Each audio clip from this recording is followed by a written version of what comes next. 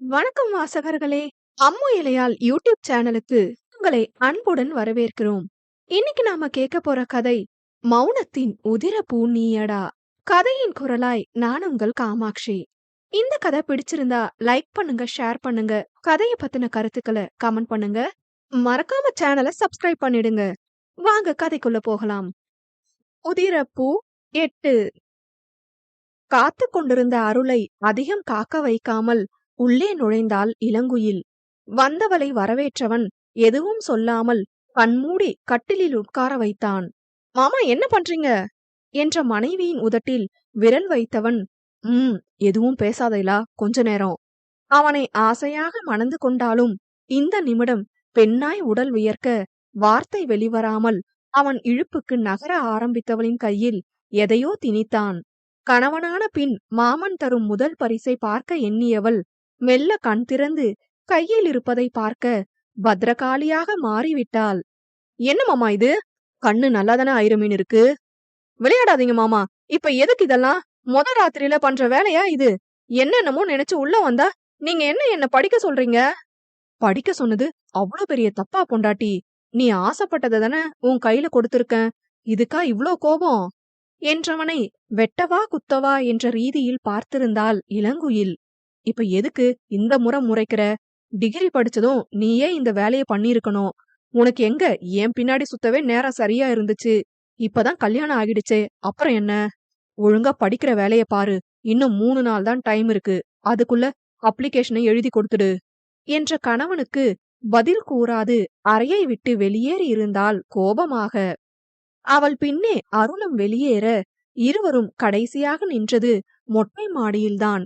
மனைவியின் மனநிலை புரிந்தவன் அதை மாற்றும் பொருட்டு பின்னால் நின்று கையணைத்து காதோரமாக உதடு குவித்து மெதுவாக ஊதினான். கணவனின் எண்ணத்தை அறிந்து கொண்டவள் முகத்தை திருப்பாது முழங்கை வேகமாக அசைத்து பின்னால் நிற்பவனின் வயிற்றை பலமாக தாக்கினாள். இந்தா பொண்டாட்டி, எதுக்கு இந்த குத்து குத்துற?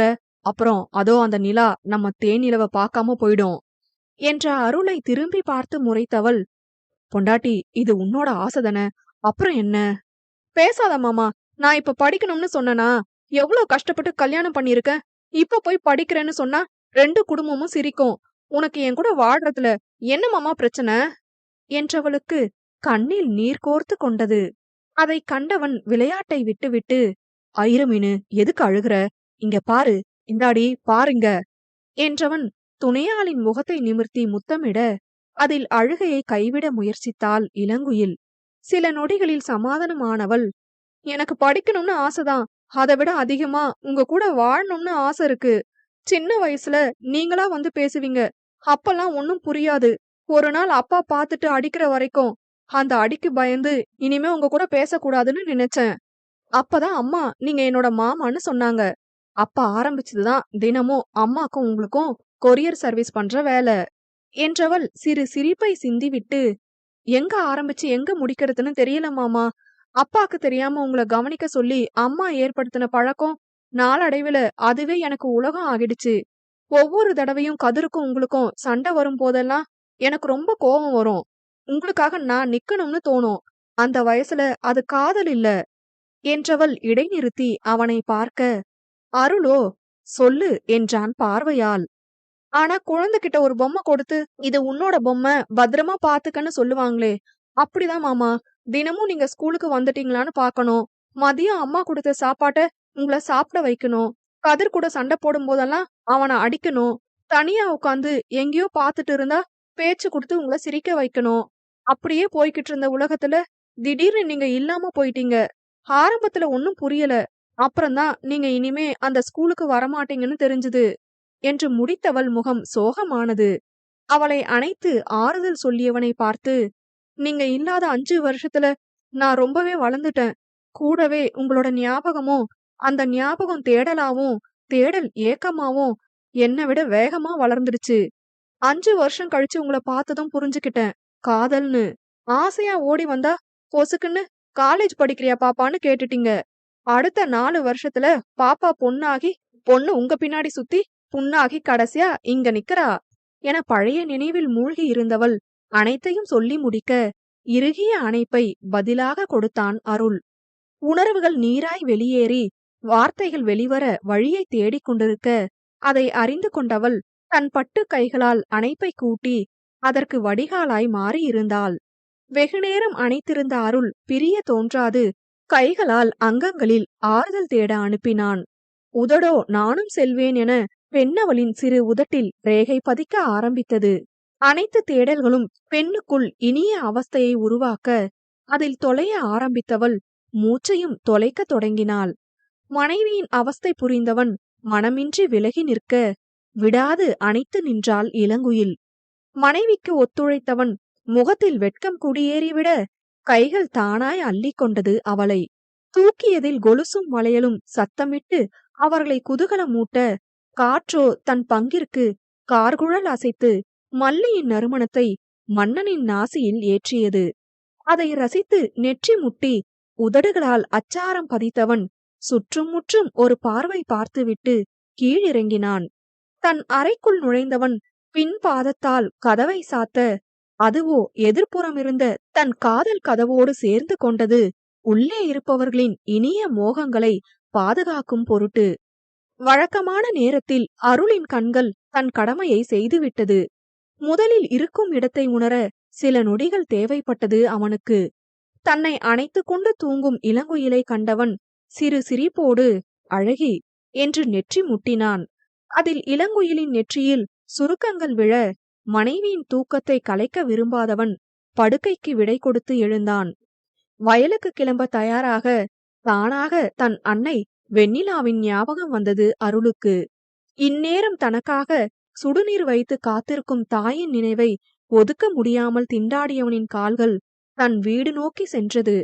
அருள் நினைத்ததைப் போலவே இல்லாத மகனுக்காக சுடுநீர் வைத்து காத்து கொண்டிருந்தார் வெண்ணிலா. அதை கண்டதும் மனம் உள்ளுக்குள் உருக வெளியில் வழக்கம் போல் பொய் வேஷம் போட்டுக்கொண்டு குளித்து தயாராகி வெளியில் சென்று விட்டான்.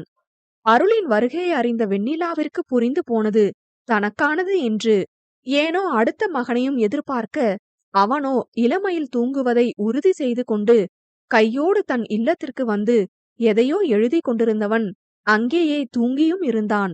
அது தெரியாமல் கீழே தன் மகனை தேடிக் கொண்டிருந்தார் வெண்ணிலா. கண்முழித்த கதிர் வந்த சுவடு தெரியாமல் மாமனார் இல்லம் திரும்ப அவனுக்காகவே வாசலில் காத்திருந்த இளமையில், எங்க போனீங்க? சும்மா காலார நடக்கலாம்னு போன. கதிரின் பதிலில் கடுப்பான மயில், எது நடுராத்திரியில நடக்கலாம்னு வெளியே போனீங்களா? இதை எதிர்பார்த்திராதவன் பதில் கூறாமல் முழிக்க, நடுராத்திரியில நடக்கலாம்னு போனீங்க சரி, இவ்ளோ நேரம் கழிச்சு வர்றீங்க? இப்ப இவ்ளோ நேரமாவா காலார நடந்துட்டு இருந்தீங்க என்றவளுக்கு எந்த பதிலும் தராதவன் அறைக்கு சென்று விட்டான். இங்கு பேசினால் தாய் தந்தையின் காதில் விழும் என்பதை உணர்ந்தவள் எதுவும் பேசாமல் தன் அறைக்கு சென்றுவிட சிறிது நேரத்தில் குளித்து தயாராகி வந்தான் கதிர். இங்க பாருங்க, நமக்குள்ள என்ன பிரச்சனை வேணாலும் இருக்கட்டும், இது வீட்ல இருக்க யாருக்கும் தெரிய வேணாம். வீட்லன்னு சொல்றது 2 வீட்டையும் சேர்த்துதான். சாப்பிட வாங்க, அப்பா காத்துட்டு இருக்காங்க. வெளியேறியவளை பின்தொடர்ந்தான் கதிர். வெளியில் சென்றிருந்த அருள் தன் காலை பணிகளை முடித்த கையோடு மாமனார் இல்லத்திற்கு வந்திருந்தான். துயில் கலைந்த இளங்குயில் முதலில் தேடியது இரவில் தன் உயிரோடு உறவாடிய உறவையே. அவன் இல்லாமல் போக இருக்கும் கோலம் மறந்து வெளியில் வந்தவளை கண்ட சீதா திட்டிய கையோடு அவள் அறைக்கு விரட்டி இருந்தார். அறைக்குள் வந்தவளுக்கு அருளின் நினைவால் வெட்கம் வந்துவிட அதை கொடுத்தவனின் வருகைக்காக காத்திருந்தாள். குயிலுமா, மாப்பிள வந்தாச்சு, கீழே வா என்ற குரலில் அடித்து பிடித்து கீழிறங்கிய இளங்குயிலின் கால்கள் நின்றது அமர்ந்து கொண்டிருக்கும் தந்தை முத்துப்பாண்டியை கண்டதும். பேசாமல் வந்தவள் அருளுக்கு உணவை வைக்க அந்த பக்கம் இளமையில் கதிருக்கு உணவு வைத்துக் கொண்டிருந்தாள். என்ன இது, உப்பு இல்ல, இது என்ன இவ்ளோ காரமா இருக்கு என தனக்கு வைத்திருக்கும் ஒவ்வொன்றையும் குறை சொல்லிக் கொண்டிருந்தான் கதிர். அதில் சீதாவிற்கு பயம் தொற்றிக்கொள்ள சின்ன மருமகனை சமாதானம் செய்யும் பொருட்டு ஏதேதோ காரணம் கூறி வேறு உணவை தயார்படுத்த சென்றார். கதிரின் செயலால் அருகில் நின்றிருந்த இளமயிலுக்கு கோபம் வந்துவிட கணவனின் காலில் எட்டி மிதித்தாள். எதிர்பாராத நிகழ்வில் கத்த முடியாமல் தன்னை கட்டுப்படுத்தியவன் மனைவியை முறைக்க அதைவிட காரமாக அவள் முறைத்தாள். முத்துப்பாண்டி அருள் இருவரும் எதையும் கண்டு கொள்ளாமல் உண்டு கொண்டிருக்க அதனை கண்ட கதிருக்குதான் அனல் கூடியது. அவர்களின் பார்வை தன்மேல் பட வேண்டும் என நினைத்தவன் புதிதாக கொண்டு வந்த உணவையும் குறை சொல்ல உண்மையில் சீதா வருந்தியே விட்டார். அதை கண்ட அருள்தான், அத்த, அங்க தினமும் வீட்ல கழனி தண்ணி குடிச்சு பழக்கப்பட்டவன். இங்க விதவிதமா வைக்கவும் ஒன்னும் புரியல. மதியத்துக்கு கொள்ளு ரசம், தின அரிசி செஞ்சு கொடுங்க. அதான் அவனோட விருப்பமான உணவு. மதிய நேரத்துல என வசமாக தம்பியை சிக்க வைத்தான்.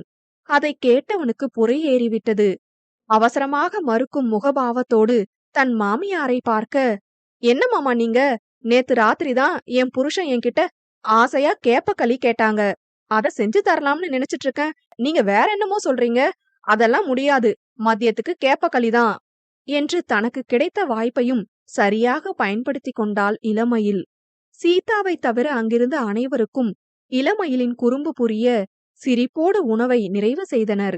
வருந்திய சீதாவை, இங்க சின்ன மாப்பிள்ளை என்ன சொன்னாலும் அது என்னையும் அருளையும் கோபப்படுத்ததான். நீ எதையும் பெருசா கண்டுக்காத, எல்லாம் சீக்கிரமா சரியாகிடும். தனியாக சமாதானப்படுத்தினார் முத்துப்பாண்டி.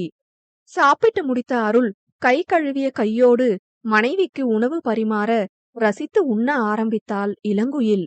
அதைக் கண்ட இளமயிலின் பார்வை தானாக தன் கணவனை காண, அவனோ அண்ணனுக்கு போட்டியாக உணவை ஊட்டவே ஆரம்பித்திருந்தான் தன் காதல் கண்மணிக்கு. சமையல் கட்டிலிருந்து சீதாவும் திண்ணையிலிருந்து முத்துப்பாண்டியும் இதை பார்க்க மனம் நிறைந்து விட்டது. பெண்ணை பெற்றவர்களாய். ஐரமீனு, அந்த அப்ளிகேஷனை ஃபில் பண்ணிட்டியா என்றான் அருள். இளங்குயில், மாமா நீங்க இன்னும் அதை விடலையா என்றாள் பாவமாக. என்னது விடுறதா என்றவன் மனைவியின் தலையில் கொட்டி, இன்னும் கொஞ்ச நேரத்துல அந்த அப்ளிகேஷனை எழுதி முடிக்கிற. அருளின் வார்த்தைக்கு மதிப்பு கொடுக்காமல் மௌனமாக அமர்ந்திருந்த இளங்குயிலின் அருகில் சென்றவன் தலையை நிமிர்த்தி, இங்க பாரு இலா, நேத்து நைட்டு சொன்னதெல்லாம் சரிதான். நீ பேசுனது எல்லாம் எனக்கு ரொம்ப சந்தோஷமா இருந்துச்சு. உண்மைதான். அதே நேரம் உன்னோட வாழ்க்கையில இந்த நாள் வரைக்கும் எனக்காகவே வாழ்ந்திருக்க. உன்னோட உலகம் நான் தான், அதுல எந்த சந்தேகமும் இல்ல. ஆனா உன்னோட அடையாளம் என்னோட பொண்டாட்டின்றது உன்னோட அடையாளம் இல்ல இலா. ஒருவேளை நான் உன் வாழ்க்கையில வராம இருந்திருந்தா இந்நேரம் உன் அம்மா மாறி, இல்லனா நீ ஆசைப்பட்ட மாதிரி டீச்சர் ஆகியிருப்ப. உண்மைதானே? நீ எப்படி என்ன தேடுனியோ அதே மாதிரிதான் நானும் உன்னை அதிகம் தேடுனேன். 5 வருஷம் கழிச்சு இந்த ஊருக்குள்ள வரும்போது முதல்ல பாக்கணும்னு நினைச்சது உன்னதான் இலா. பார்த்தேன், அதுவும் ரொம்ப குட்டி பொண்ணா என்றவனின் வாயில் அடித்த இளங்குயில், எது? இப்ப நான் குட்டு பொண்ணு இல்ல, ஓட்டு போடுற வயசு. எனக்கு அப்படிதான் தெரிஞ்ச இலா. அந்த நிமிஷம் என்னோட ஆசை அப்படியே மனசுக்குள்ள அடங்கிடுச்சு. நீ படிக்கணும், நல்லபடியா வாழணும்னு நினைச்சேன். என்னால உனக்கு எந்த பிரச்சனையும் வரக்கூடாதுன்னு நினைச்சேன். ஆனா ஒவ்வொரு தடவையும் உன்னோட அன்பும் காதலும் என்ன அசைச்சு பாக்கும் இலா என்றவனுக்கு, அதெல்லாம் சரிதான் மாமா. ஆனா இனிமே காலேஜ் போய் படிக்கிறது சரியா வருமா? யாரு சொன்னா காலேஜ் போக போறேன்னு? மக்கு பொண்டாட்டி, அப்ளிகேஷனை பாக்கலையா? இது தொலைதூர கல்விக்கான அப்ளிகேஷன். அதன்பின் அந்த காகிதத்தை பிரித்து பார்த்தவள் அசட்டு சிரிப்போடு நிற்க, அப்படியே காலேஜ் போனாலும் தப்பில்ல இலா. உன்னை இப்படி படிக்க வைக்க காரணம் என் மேல நீ வச்சிருக்க ஆசைதான். என்கிட்ட என்ன எதிர்பார்த்தியோ, நான் என்ன உனக்கு கொடுக்கணும்னு நினைச்சேனோ அத நினைச்சதை விட அதிகமா கொடுக்கணும்னு ஆசை. இந்த படிப்பு நமக்குள்ள தடையா வராது. பிள்ளையோட பட்டம் வாங்கினாலும் சரி, பட்டம் வாங்கிட்டு பிள்ளையோட வாழ்ந்தாலும் சரி, அதெல்லாம் என் அழகு பொண்டாட்டியோட விருப்பம்தான் என்றவன் உதட்டை இழுத்து கொஞ்ச தெளிவான மனநிலையோடு தன் அடையாளத்தை அடைய விண்ணப்பத்தை பூர்த்தி செய்தாள் இளங்குயில். வேலை முடித்து வீட்டிற்கு வந்த முத்துப்பாண்டியை வரவேற்றது நடுக்கூடத்தில் அமர்ந்திருந்த கதிர்தான். அவனோ மாமனாரின் வருகைக்காக காத்து கொண்டிருந்தான் போல. அத்த என்று சத்தமாக அழைத்தான். அப்போதுதான் மருத்துவ பணிகளை முடித்துவிட்டு வீட்டுக்கு வந்திருந்த சீதா இரவு உணவிற்காக காய்கறிகளை நறுக்கிக் கொண்டிருந்தார். மருமகனின் சத்தத்தில் வெளியில் வந்தவர், என்ன தம்பி என அழைத்ததன் காரணம் விசாரிக்க, இந்த வீடு யார் பேர்ல இருக்கு அத்த? மருமகனின் கேள்விக்கு பதில் சொல்லாமல் தன் கணவனை பார்த்து முழித்தார் சீதா. சொல்லுங்க அத்த, இந்த வீடு யார் பேர்ல இருக்கு? இது எல்லாமே பரம்பரை சொத்து தம்பி. இப்போதைக்கு இவரோட தாத்தா பேர்ல இருக்கு. இனிமேதான் எல்லாத்தையும் மாத்தணும் என்றார் சீதா. ஓஹோ, அது சரி அத்த. இந்த வீடு மட்டும்தான் இப்படி இருக்கா, இல்ல நிலம், தோப்பு, துறவு எல்லாமே பரம்பரை சொத்தா இருக்கா? கதிரின் கேள்வியில் ஏதோ சூட்சமம் இருக்கிறது என்பதை உணர்ந்த முத்துப்பாண்டி அவனை கண்டு கொள்ளாமல் அறைக்கு சென்று விட்டார். எனினும் அவனின் பேச்சுக்கள் மட்டும் காதில் விழுந்து கொண்டே இருந்தது. எல்லாம் அப்படிதான் இருக்கு தம்பி. எதுக்காக கேக்குறீங்க? என்ற அத்தையிடம், ஏன் நான் கேட்க கூடாதா அத்த? விட்டா நீ யாரு கேக்கன்னு கேப்பீங்க போல என்றான் கராராக. அவன் வார்த்தையில் பதட்டம் அடைந்த சீதா, தம்பி நான் அப்படி எதுவும் கேக்கல. ஏதாச்சும் விஷயம் இருக்கான்னு தெரிஞ்சுக்க கேட்டேன். தப்பா நினைச்சுக்காதீங்க என்றார். விஷயம் இருக்கு அத்த. அன்னைக்கு உங்க புருஷன் இந்த ஊருக்கு முன்னாடி என் தங்கச்சிய கல்யாணம் பண்ணி பாதி சொத்த வாங்கிட்டான். இன்னைக்கு என் பொண்ணு மூலமா மீதி சொத்தையும் வாங்க பிளான் பண்றான்னு சொன்னாருல்ல. அதான் அவர் சொன்ன வார்த்தைய செயல்படுத்தலாம்னு கேட்டேன் என்ற கதிர் முத்துப்பாண்டி இருந்த அறையை பார்த்து கொண்டிருந்தான். தம்பி தப்பா நினைக்காதீங்க. அவர் ஏதோ கோவத்துல அப்படி ஒரு வார்த்தையை விட்டுட்டாரு. அவருக்காக நான் மன்னிப்பு கேக்குறேன். சீதா சங்கடமான நிலையோடு கதிர் முன் நிற்க, நீங்க எதுக்கு அத்த மன்னிப்பு கேட்கணும்? நீங்களா பேசுனீங்க? யாரு பேசுனாங்களோ அவங்களே வந்து மன்னிப்பு கேட்க சொல்லுங்க. எங்கள அவ்ளோ கேவலப்படுத்திட்டு எந்த மூஞ்சிய வச்சுக்கிட்டு இன்னைக்கு பொண்ண கொடுத்து வீட்ல உட்கார வச்சிருக்காரு? அதேதான் நானும் கேக்குறேன். என் மாமன அவ்ளோ பேசிட்டு எந்த மூஞ்ச வச்சுக்கிட்டு அவர் வீட்ல உட்கார்ந்துட்டு இருக்கீங்க புது மாப்பிள? தோட்ட வேலைகளை முடித்துவிட்டு இல்லம் திரும்பிய அருளின் செவிகளில் கதிரின் வரம்பு மீறிய பேச்சுக்கள் விழ வார்த்தைகள் வெளிவந்தது அவனுக்கு எதிராக. ஏன் மாமனா? இப்போ அவரு எனக்கும் மாமனாரு. அதுவும் தானா வந்து பொண்ணு கொடுத்து என்ன மருமகனா ஆக்கியிருக்காரு. அதுவும் இல்லாம எனக்கும் என் மாமனாருக்கும் நடுவுல நீ யாருடா? விட்டு கொடுக்காமல் கதிரும் சண்டைக்கு தயாராக சீதாதான் என்ன நடக்குமோ என்று பயத்தில் பார்த்து கொண்டிருந்தார். அவரு மட்டும் பொண்ணு கொடுக்கலனா நீ வாழ்க்கை முழுக்க சன்னியாசியாதான் வாழ்ந்திருக்கணும். தப்பா சொல்றீங்க முத்துப்பாண்டி மூத்த மருமகனே. நான் மட்டும் வாழ்க்கை தரலனா இவர் பொண்ணு வாழ்க்கை முழுக்க இந்த வீட்ல முதிர் கன்னியாதான் வாழ்ந்திருப்பா. இப்ப போனா போகுதுன்னு தான் மயிலு கழுத்துல தாலி கட்டுன. போனா போகுதுன்னு இல்ல. பாவம் உன் மாமனாரு பொண்ண கட்டி கொடுக்க வழி இல்லாம ஊர் முன்னாடி அசிங்கப்படக்கூடாதுன்னு தாலி கட்டுன. கேட்டுக்கோ மயிலு, இவன் உன்ன ஆசைப்பட்டு கட்டல. போனா போகுதுன்னு தாலி கட்டியிருக்கான். ஏது என் பொண்டாட்டி வீட்லயா இருக்கா? இல்லையே, நான் இவ்ளோ நேரம் தேடி பார்த்துட்டு தானே வம்பிழுக்க ரெடியான என மனதினுள் நினைத்தவன், என்னடா பூச்சாண்டி காட்டுறியா? யார்கிட்ட வேணா சொல்லு. கோவில்ல அடிச்சு கூட சத்தியம் பண்ணுவேன். போனா போகுதுன்னு தான் அவளுக்கு வாழ்க்கை கொடுத்தேன். பேசிக் கொண்டிருந்தவனின் வார்த்தை தடைப்பட்டது மயிலின் காட்சியால். கூடவே அவள் கண்களும் கலங்கியிருக்க, போச்சு, ஏற்கனவே என் மேல கோவமா இருக்கா, இதுல இது வேறயா? புலம்பிக் கொண்டான் மனதோடு. அவளோ, உண்மையதான மாமா சொல்றாரு. என்ன அவருக்கு எப்பவும் பிடிக்காது. போனா போகுதுன்னு தான் தாலி கட்டி இருக்காருன்னு எனக்கும் நல்லா தெரியும். முழுதாக சொல்லி முடிக்கும் முன் விழிகளின் அருவி கன்னங்களை நனைக்கத் தொடங்கி இருந்தது. அதைக் கண்ட அனைவரும் அவள் அருகில் செல்வதற்கு முன் கணவனான கதிர் சென்றிருந்தான். இந்தாடி, எதுக்கு இப்ப அழுகுற? நான் சும்மா ஒரு வார்த்தைக்கு அப்படி சொன்னேன். இவன் நம்மள பிரிக்க பாக்குறான். இவன் பேச்ச கேட்டு உன் புருஷனை சந்தேகப்படாத. இவ்ளோ நேரம் மாமாவா சொன்னாரு போனா போகுதுன்னு தாலி கட்டுனன்னு? பிடிக்கலன்னா கல்யாணத்துக்கு முன்னாடியே சொல்லிருக்க வேண்டியதுதானே? இப்ப கூட ஒன்னும் கெட்டு போகல. என்னால யாரோட வாழ்க்கையும் வீணாக வேணாம். உங்களுக்கு யார பிடிக்குதோ அவளை கல்யாணம் பண்ணிக்கோங்க என்ற இளமையில் அழுகையோடு தன் அறைக்கு ஓடினாள். சகோதரிகள் இருவரும் கோவிலுக்கு சென்றிருக்க வரும் வழியில் பார்த்த அருள்தான் இருவரையும் கையோடு வீட்டுக்கு அழைத்து வந்திருந்தான். கதிரின் பேச்சுக்கள் அனைத்தும் வாசலில் செருப்பு கழட்டும் பொழுதே காதில் விழுந்தது. கோபத்துடன் வீட்டிற்குள் நுழைய எண்ணிய மயிலை தடுத்து நிறுத்தியவன் தான் பார்த்து கொள்வதாக கூறி முதலில் உள்ளே வந்தான். விளையாட்டிற்காக ஆரம்பித்தது இங்கு கொண்டு வந்துவிட செய்வதறியாது நின்றிருந்தான் கதிர் நிலவன். மாப்பிள, இப்ப நீங்க என் பொண்ண விரும்பி கல்யாணம் பண்ணிக்கலையா? ஒரு தாயாக கண்முன் மகள் அழுவதை காண பொறுக்காத சீதா மருமகனிடம் ஆதங்கமாக கேட்டுவிட, ஐயோ அத்தை, நான் இவ்ளோ நேரம் பேசுனது எல்லாமே விளையாட்டுக்குதான். அதுவும் அவ வீட்ல இல்லன்னு தெரிஞ்சதால இப்படி ஒரு வார்த்தைய சொன்னேன். என்ன தவிர உங்க பொண்ண வேற ஒருத்தனும் கல்யாணம் பண்ணிருக்க மாட்டான். அதுக்கு நான் விட்டிருக்கவும் மாட்டேன். எல்லாம் இதோ நிக்கிறான் பாருங்க, இவன் பண்ண சதி வேலை. என்னையும் என் பொண்டாட்டியும் பிரிச்சுட்டு இவன் மட்டும் இந்த வீட்ல வாழலாம்னு பாக்குறான். கதிரு, என் புருஷன் இதுல என்ன பண்ணாரு? நீ தேவையில்லாம பேசிட்டு அவர் மேல பழி போடுற. விளையாட்டுக்கா இருந்தாலும் இப்படிதான் சொல்றதா? அதுவும் எங்க அப்பா அம்மா முன்னாடியே சொல்ற? இளங்குயில் அவனிடம் சண்டைக்கு பாய்ந்தாள். ஓஹோ, புருஷன் மட்டும் இல்ல, பொண்டாட்டியும் சேர்ந்து பிளான் பண்ணிதான் என்னையும் என் பொண்டாட்டியும் பிரிக்க பாத்திருக்கீங்க. ஏன் உங்க அப்பா பேசாத பேச்சா நான் அவரு முன்னாடி பேசிட்டேன் என்றவனின் பார்வை மாடிப்படி மேல் இருக்கும் அவனின் அறை மீதே இருந்தது.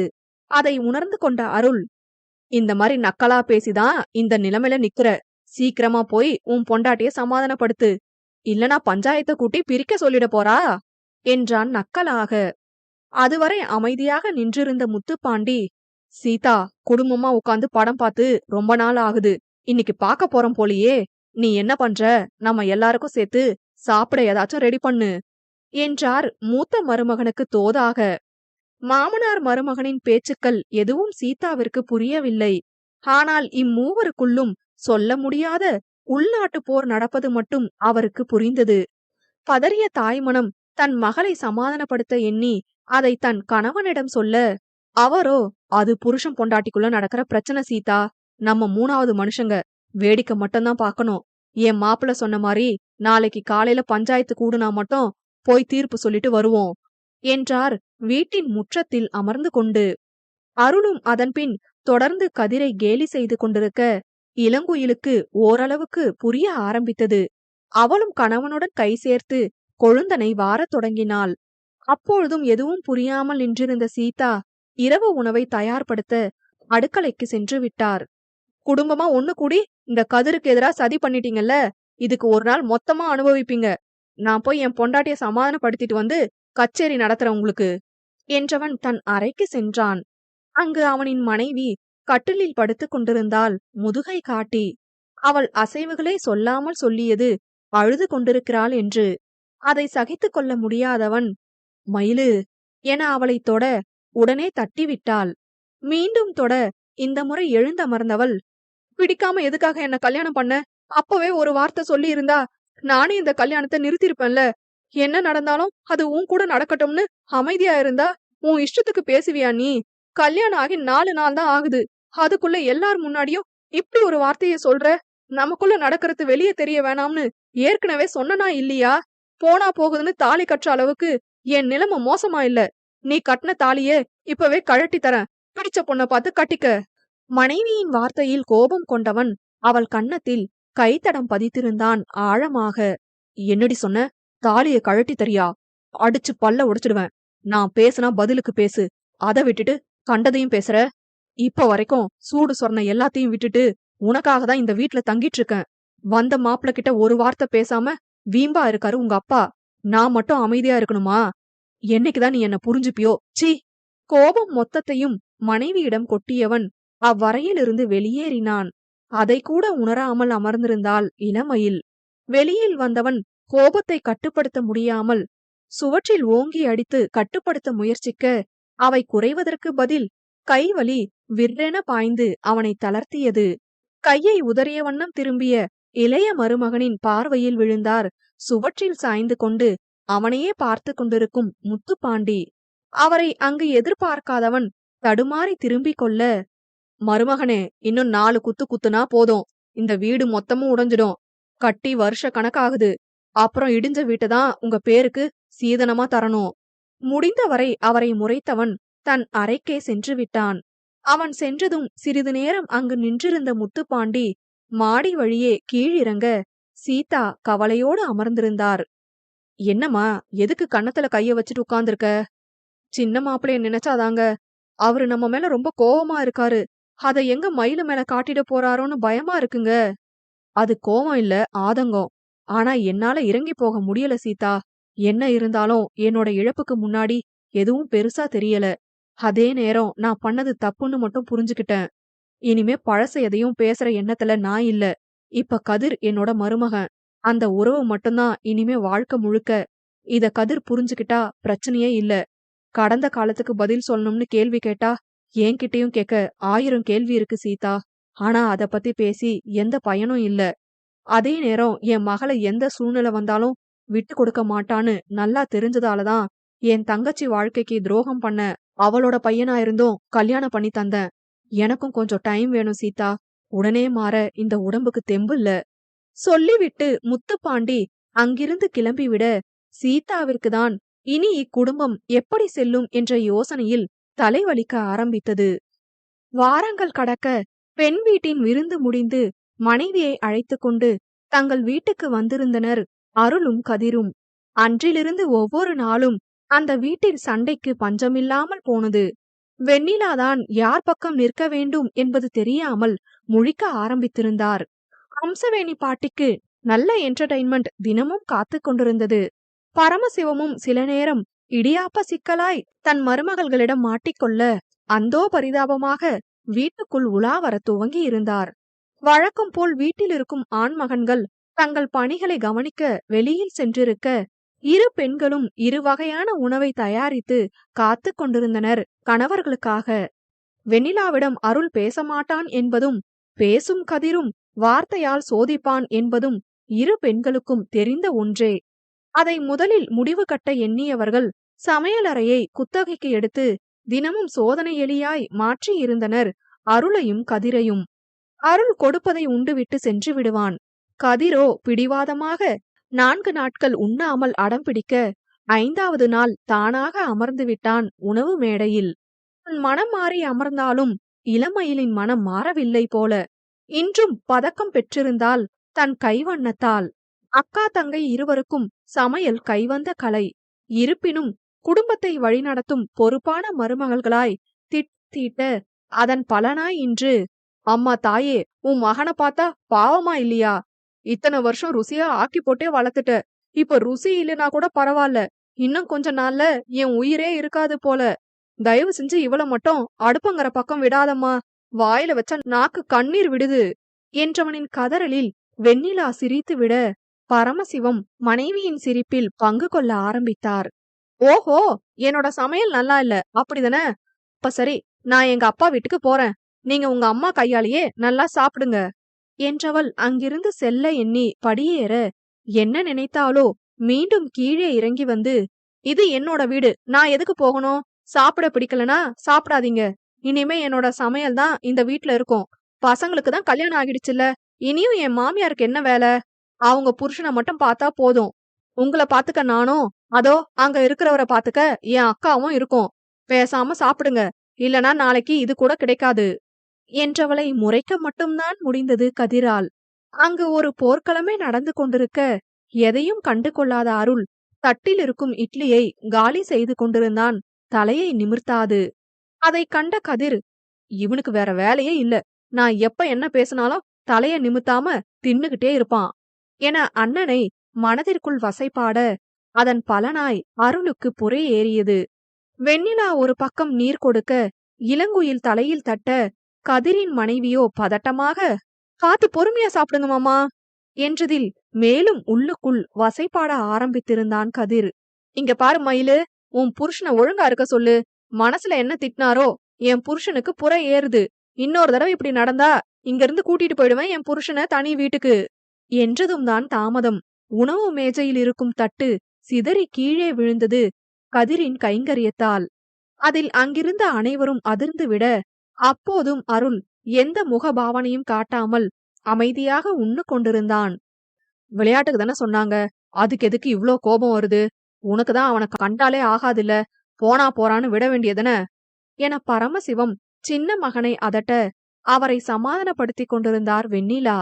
வந்ததும் வராதுமா குடும்பத்தை பிரிக்க பாக்காதீங்க, நீங்க நினைக்கிறது ஒரு நாளும் நடக்காது என கதிர் பாதி சாப்பாட்டோடு அங்கிருந்து சென்றுவிட, பொறுமையாக உண்டு முடித்த அருள், பத்தா என்று அழைத்தான்.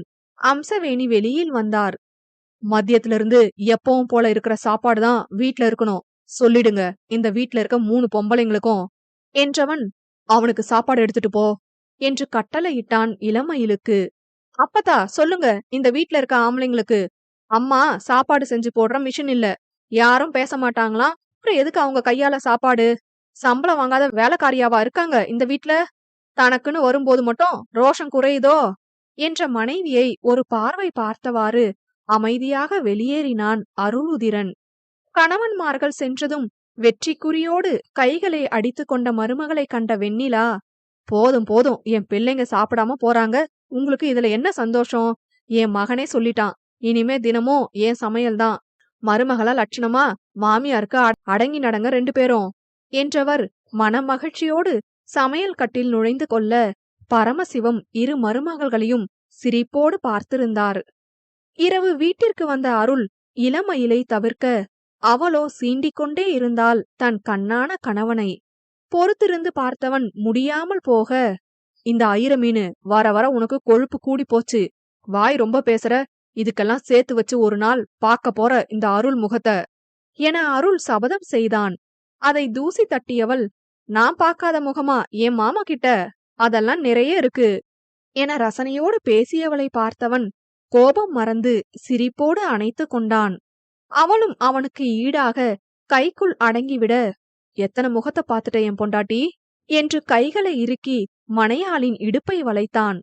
அதில் நெளிந்தவள், ஆ அதான் சொன்னனே நிறைய இருக்குன்னு என்ற இளங்குயிலின் காதில், அதான் 1000 மீனு, எத்தனை பார்த்த சொல்லு என்றான் ரகசியமாக. கடந்த காலத்திற்கு சென்றவள் ரசித்த ஒவ்வொன்றையும் ரசனையாக சொல்ல, அவளை ரசிக்க ஆரம்பித்தான் அருளுதிரன். தன் வேலையை முடித்துவிட்டு அறைக்கு வந்திருந்த இளமையில் கணக்கு பார்த்து கொண்டிருக்கும் கணவனிடம் பால் டம்ளரை நீட்டினாள். எதுவும் பேசாமல் வாங்கி அருகில் வைத்தவன் தன் வேலையை கவனித்துக் கொண்டிருந்தான். வெகுநேரம் நகராமல் அங்கேயே நிற்கும் மனைவியை கண்ட கதிர் என்ன என பார்வையாலேயே வினா எழுப்ப, எங்க போயிருந்தீங்க இன்னைக்கு? தினமும் எங்க போவனோ அங்கதான் இன்னைக்கும் போயிருந்தேன். ஓஹோ, அப்ப தினமும் வேலைக்கு போறதா சொல்லிட்டு இங்க இருந்து போறது கடைக்கில்ல, அப்படிதானே? என்ன ஒளறிட்டு இருக்க? இப்ப என்ன வேணும் உனக்கு? இன்னைக்கு எங்க போயிருந்தீங்க அதான் வேணும். இங்க பாரு, உன்னோட லிமிட்ல இருந்துக்க. நீ பண்ற எல்லாத்தையும் ரொம்ப பொறுமையா கடந்து போயிட்டு இருக்கேன். பேச வச்சிடாத. இன்னைக்கு மட்டும் இல்ல, தினமும் வேலைக்கு தான் போறேன். அதன்பின் எதுவும் பேச மனம் இல்லாத இளமையில் வழக்கம் போல் தரையில் படுத்துக்கொள்ள, நினைவோ இன்று மதியம் தன் கணவனுக்கு உணவு எடுத்து சென்ற நிகழ்வை நினைத்து பார்த்தது. காலையில் கோபத்தோடு சென்ற கதிரை சமாதானப்படுத்த மதியம் வகை வகையாக சமைத்து கடைக்கு எடுத்து சென்றாள். ஆனால் அங்கு கதிர் இல்லை. வேலையாட்களிடம் விசாரிக்க வீட்டிற்கு சாப்பிட சென்றிருப்பதாக கூறினார்கள்.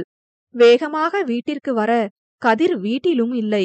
மாமனாரை விட்டு அலைபேசியில் விசாரிக்க 4 அழைப்புகளுக்கு பின் எடுத்தவன் கடையில் இருப்பதாகவும் இன்று வெளியில் சாப்பிட்டுக் கொள்வதாகவும் கூறினான்.